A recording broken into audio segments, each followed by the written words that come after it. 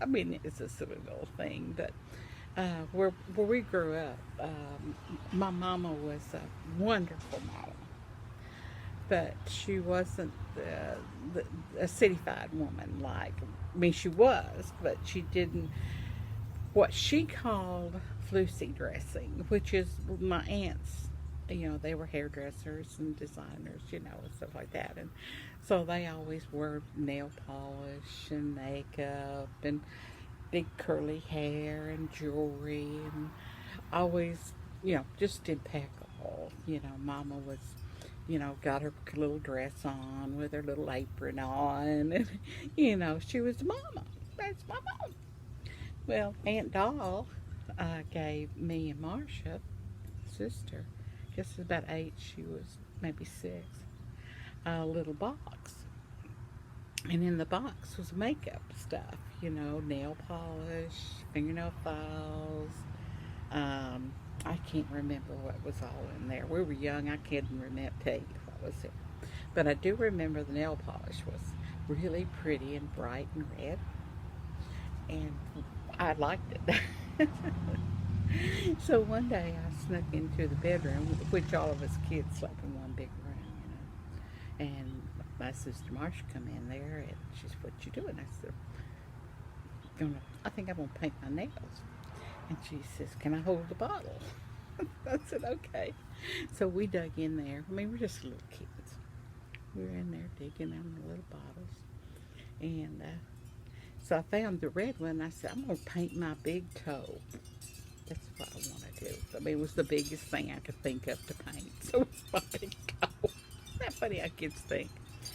So it would finally get the little bottle open and hand it to Marcia, and she's holding it. So every time I would go to put the brush in the bottle, Marcia would move the bottle to try to go where I'm going so the brush should go in. It was really comical. I'm thinking back on it.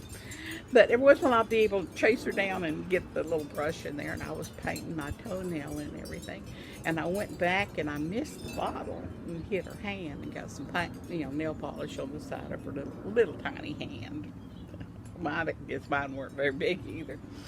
And it really made her mad, but she, you know, she was a sweet child. So I said, just if you would just stay still, I wouldn't drop that on you. And she said, "Okay, do it yourself," or something like that. But she put it down.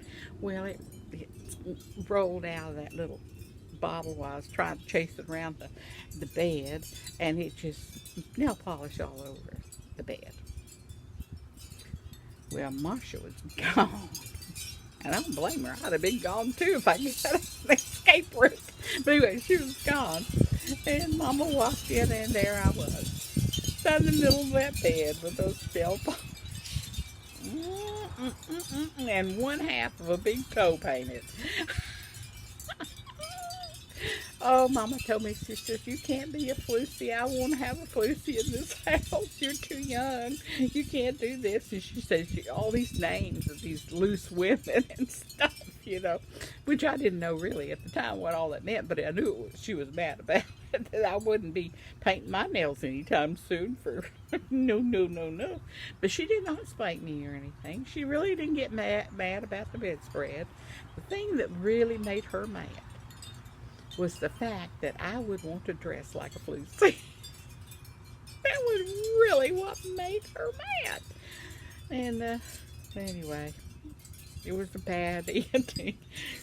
So, but it's almost as bad when you want to shave your legs for the first time and under your arms. Oh my gosh! Oh my gosh! It was such a drama. Such a drama. Of course, I was the oldest girl, you know. But did you ever do things like that you remember so vividly? You know, so every time uh, after I got married and everything, I started painting and got really good job. And I started having I did my nails and painted them every morning before I went to work, before I went to take the kids to daycare or whatever.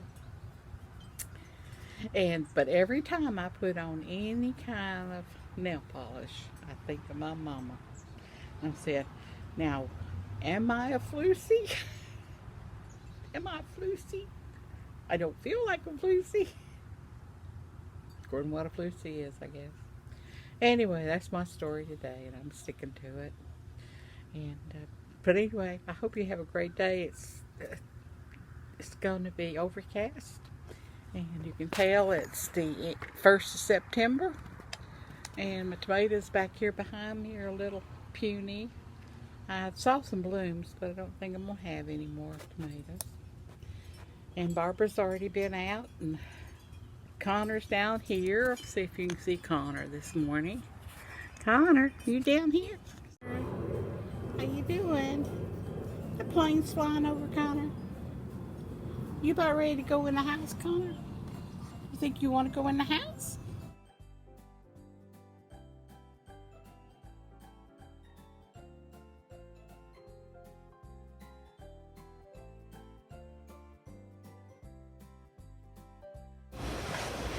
I'm at my sister's today, and she has a she shed out in the back. I don't know if you can see, but she's got an awesome backyard. And this is the screening porch here. And next door she has chickens. I think they're still raising chickens over there. You might be able to see them. Let's see. You can see the chickens over there. And of course there's Connor. He's checking out the yard and everything. But she has a beautiful she shed out there.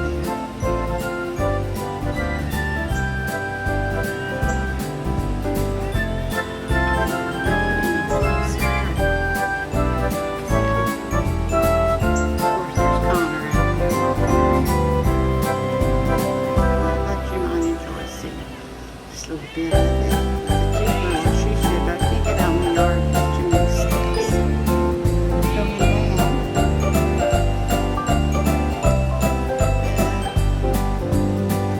Connor, you coming in?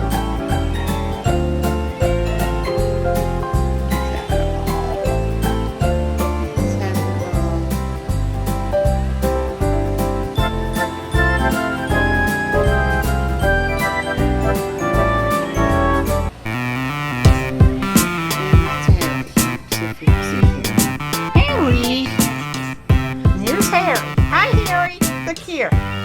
Look here, Harry. Hi, Harry. You did it. Well, I can't get outside, so this is what I'm getting, right? Yeah, would you? And I just want to get, just if you want to step in, or I wish I could get out there.